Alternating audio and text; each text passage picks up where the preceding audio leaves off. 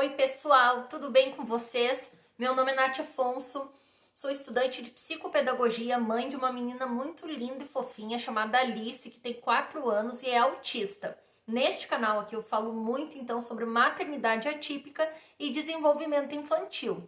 Hoje eu vou fazer um vídeo, na verdade eu pretendo começar uma série, mas pessoal, leve em consideração que às vezes eu tenho as ideias, mas é muito corrido, às vezes é difícil parar aqui e conseguir gravar. Mas eu vou tentar fazer uma série falando sobre coordenação motora fina, que é algo que me perguntam muito e é algo que eu também não sabia assim onde começar a estimular isso e como ver resultados na Alice. Então eu espero estar ajudando vocês nessa série.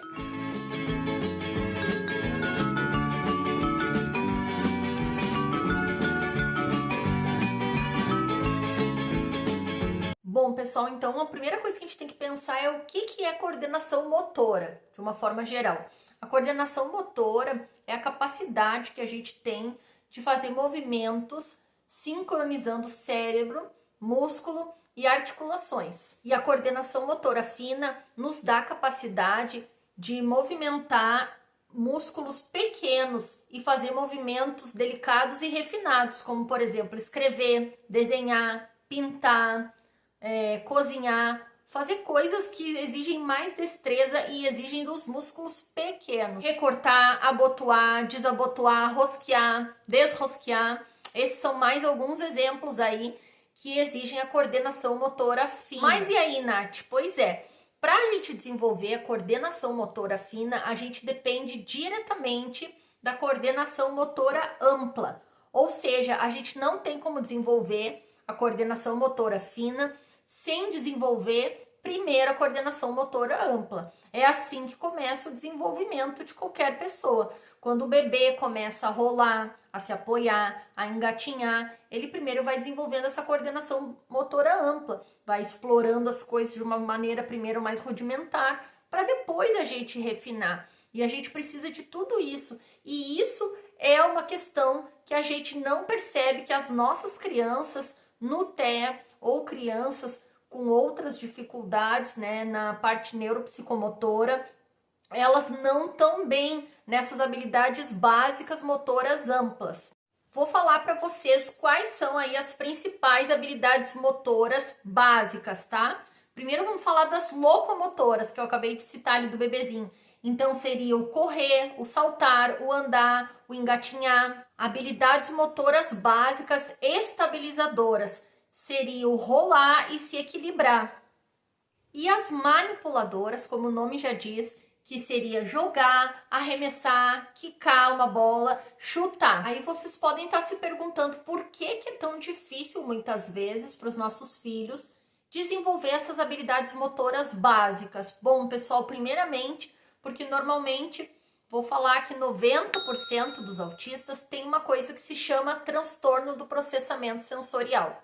Em outro momento eu vou fazer um vídeo falando só sobre isso, mas basicamente, para resumir agora aqui nesse vídeo, seria eles têm alterações sensoriais ou muitas vezes são hipersensíveis aos estímulos ou muitas vezes hipossensíveis, então a forma que eles recebem as informações pelas vias dos sentidos é algo assim meio embaralhado, algo difícil e isso atrapalha simplesmente em tudo.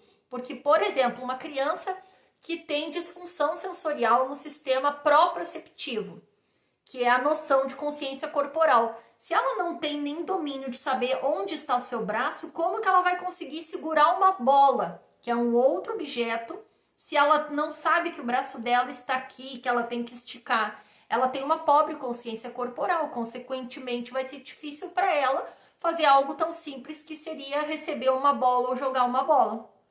Por exemplo, se uma criança tem alteração sensorial, né, disfunção no sistema vestibular, que é o sistema do equilíbrio. Se a criança não tem equilíbrio, ela tropeça muito, como é que ela vai correr e chutar uma bola junto? Percebem que acaba dificultando tudo?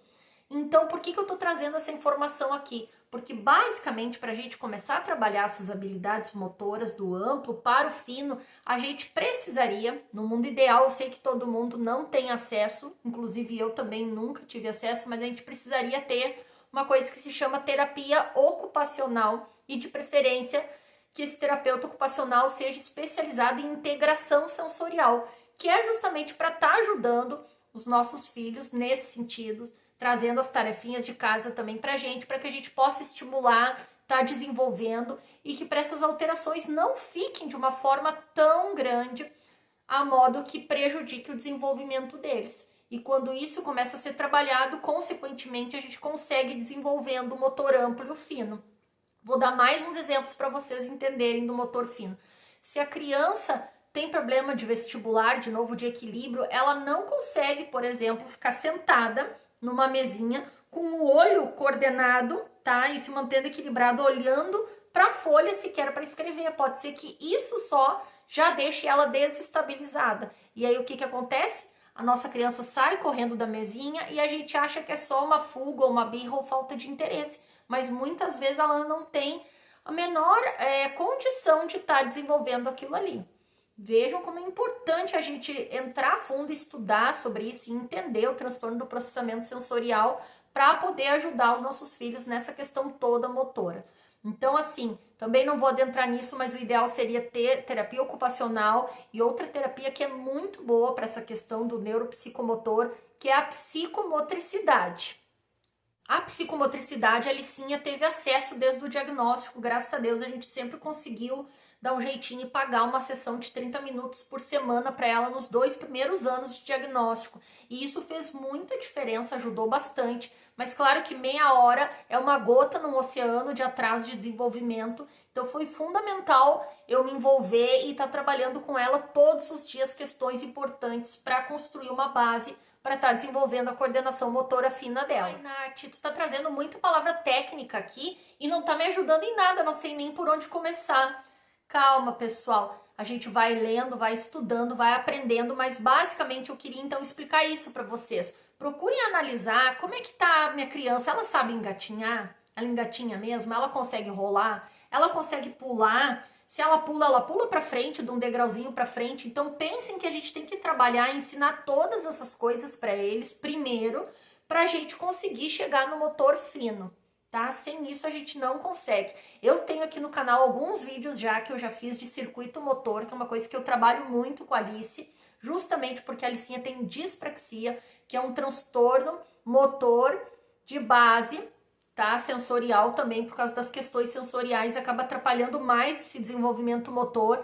Eu vou deixar todos os links aqui na descrição, vou colocar aqui nos cards também, para vocês estarem vendo e entendendo um pouquinho mais e tendo ideias de como trabalhar isso. Então seria isso, trabalhar, engatinhar, rolar, começar do amplo para a gente ir para o fino. E depois chegando no fino, vamos dar um exemplo de pintura, que é o que a gente sempre sonha, né? Quando a gente descobre que os nossos filhos estão no TEA, que a gente quer ver eles pintar, colorir, mas depois vem aquele segundo choque, que além do teto que a gente pensa que é só dificuldade de comunicação, de interação social, existem todas essas questões muitas vezes por trás, como o do motor. Uma coisa que uma criança típica, muito simples, às vezes está colorindo um desenho, para as nossas é super complexo por tudo isso que eu citei. Então vamos dar um exemplo de como agora trabalhar isso, porque eu já estou trabalhando o motor amplo, mas eu quero ir tentando também trabalhar o motor fino. Então vamos lá, para pintar, em vez da criança já ir lá para um pincel que ela não tem nem como ainda fazer essa pega, segurar o pincel, que tal a gente trabalhar com a criança, pintar com o dedo, pintar com a mãozinha toda? Que tal a gente pegar aquelas trinchas de pintor, começar a trabalhar, pintar com aquilo, com cabo grosso, colocar uma esponja, adaptar para ficar bem grande para ela segurar? Que tal depois disso a gente pegar uma esponja de louça para ir pintando? Então a gente vai indo de materiais maiores, de mais fácil manuseio, para a gente ir refinando isso. E sempre dando o suporte físico que a criança precisa e depois retirando essa ajuda. E assim eles vão desenvolvendo. Ai, pintura, meu filho não quer saber o que mais, né, que eu posso estar trabalhando. Bom, vamos começar lá com aqueles brinquedos que a gente vê, a faixa etária lá de 1 aninho. Meu filho consegue já encaixar blocos simples, vamos trabalhar um encaixe, vamos trabalhar abrir tampinha, rosquear, desrosquear. Depois vamos trabalhar um alinhavo, mas vamos começar com um alinhavo grande. Passar o alinhavo, por exemplo, naquelas espumas de piscina grande, com uma mangueirinha. Não ir lá direto num cadarço trabalhar com a criança. Então a gente tem várias coisas. Vamos trabalhar com pinça, mas em vez de pegar lá uma pincinha fina, que tal pegar um pegador de massa e começar a trabalhar com coisas maiores? Então a gente vai construindo, o pessoal leva tempo, muito tempo, mas acreditem, pode funcionar. A Alicinha, quando ela estava no auge da regressão e quando veio o diagnóstico que ela foi perdendo habilidades, o motor dela, junto com o sensorial, desgringolou total. Ela não conseguia mais segurar nem a própria mamadeira na mão, pessoal, é verdade. E eu tive assim, ó, que começar coisas mínimas a trabalhar com ela, dando ajuda total. Ela não conseguia encaixar um bloquinho. E eu fiz muito, ela precisou de muita repetição, muito trabalho do motor amplo para ir avançando, e vejo que hoje em dia ela já consegue segurar um lápis jumbo, claro, adaptado, mas já está escrevendo até o próprio nome. Então, assim, já são 2 anos aí, 2 anos e pouco, batalhando dia a dia, mas as coisas acontecem. Agora, se eu não tivesse voltado lá atrás, eu não teria conseguido isso. Então, eu espero ter muito ajudado vocês, e eu vou trazer vídeos depois com mais atividades de coordenação motora fina para vocês estarem vendo com exemplos aqui práticos, tá bom? Se vocês gostaram desse vídeo, não se esqueçam de curtir aqui o vídeo, de comentar, de dar o like, para que o YouTube entregue o meu vídeo para mais famílias, para me motivar também a continuar gravando vídeos para vocês, tá bom? Beijo, fiquem com Deus e acreditem muito nos filhos de vocês. Maçãs.